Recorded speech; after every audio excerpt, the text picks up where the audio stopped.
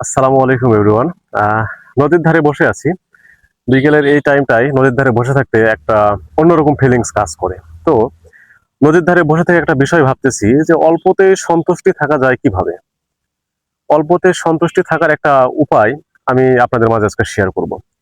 আমরা মানে তখনই অল্পতে সন্তুষ্ট থাকবো যখনই এইটা ভাববো যে আমার কি আছে বা আমার কি নাই। আমরা অনেক সময় ভাবি না যে আমার এই নাই, আমার এইটা নাই, আমার সেইটা নাই। আমরা যতটা সময় ব্যয় করি আমার এইটা নাই, ওইটা নাই, নাই। এটার পেছনে যতটা সময় ব্যয় করি, আমার কি আছে সেটার পেছনে যদি সময়টা ব্যয় করি, তাহলে আমরা লাভবান হব, পাশাপাশি আমরা কিন্তু সন্তুষ্ট হতে পারবো। তো একটা দার্শনিক তার ভাষায় যেভাবে চিন্তা করে সেটা হচ্ছে যে আমরা যখন পৃথিবীতে আসি তখন কিন্তু শূন্য হাতে আসি, একটা ডায়াপারও কিন্তু নিয়ে আসতে পারি না। আবার যখন পৃথিবী থেকে চলে যাই তখনই কিন্তু শূন্য হাতে চলে যাই। তাহলে আমরা পৃথিবীতে আমাদের এই বেঁচে থাকা অবস্থায় যতটুক যেটাই থাকুক সেটাই কিন্তু আমাদের জন্য বোনাস। তাহলে এর থেকে বড় প্রাপ্তি বা এর থেকে বড় পাওয়া তো আর কোনো কিছু হতে পারে না। তাহলে আমরা কেন অসন্তুষ্ট থাকব? কেন অল্পতে সন্তুষ্ট হব না? এই এতটুকু বিষয় যদি আমরা একটু ভেবে দেখি তাহলেই কিন্তু আমরা সবকিছুর উত্তর পেয়ে যাব যে আমরা খালি হাতে এসেছি এবং খালি হাতে যাব।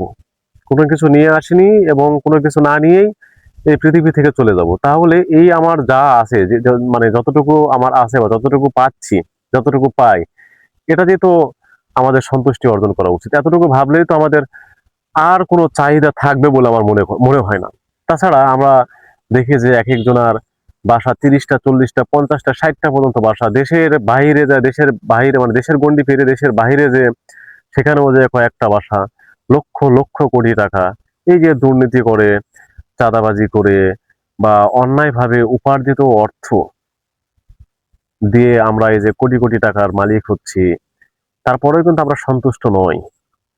যারা দেখুন যে শত শত কোটি টাকার মালিক, দেশের বাইরে বাসা বাড়ি আছে, তারা তারা কিন্তু আসলে সন্তুষ্ট নয়। তাদের আরো প্রয়োজন, তারা আরো চায়।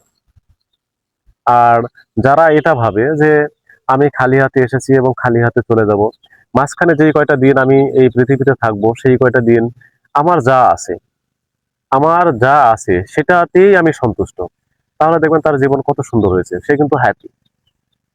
এই যে আমি এখন এই নদীর ধারে বসে ভিডিও করছি, আমার সামনে একটা ফোন আছে, আমার সামনে একটা স্ট্যান্ড আছে, আমার একটা মাইক্রোফোন আছে।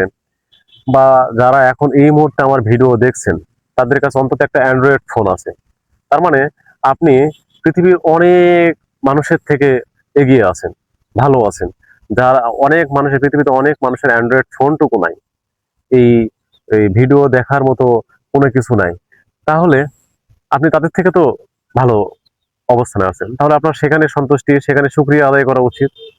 আমার ভিডিওর উদ্দেশ্য এইটাই যে অল্পতে সন্তুষ্ট থাকা যায় কিভাবে।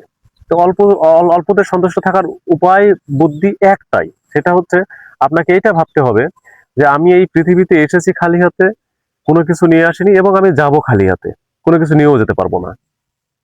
তাহলে আমার যা আছে সেটাতেই আমাকে সুখে থাকতে হবে, হ্যাপি থাকতে হবে, ভালো থাকতে হবে। তাহলেই কিন্তু আপনি সন্তুষ্ট হতে পারবেন, সন্তুষ্ট অর্জন করতে পারবেন। তো যাই হোক, আমি এই নদীর ধারের অপরূপ সৌন্দর্যে এখানে বসে থেকে আমি ভাবতেছি যে আমি সন্তুষ্ট। আমি আমার জায়গা থেকে আমি খুব সন্তুষ্ট। ভালো থাকুন, সুস্থ থাকুন এবং আমার ভিডিওর পাশেই থাকুন।